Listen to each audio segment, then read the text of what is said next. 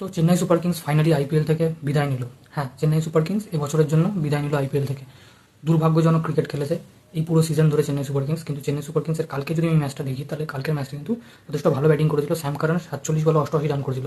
এই পারফরমেন্সটা যদি আগে দিত, তাহলে কিন্তু আজকে চেন্নাই সুপার কিংসকে আমরা কোয়ালিফায়ারে দৌড়ে দেখতে পারতাম। বাট ফাইনালি কিন্তু চেন্নাই সুপার কিংস আউট হয়ে যায়। অন্য কোনো ব্যাটসম্যানই খেলতে পারে না সেভাবে।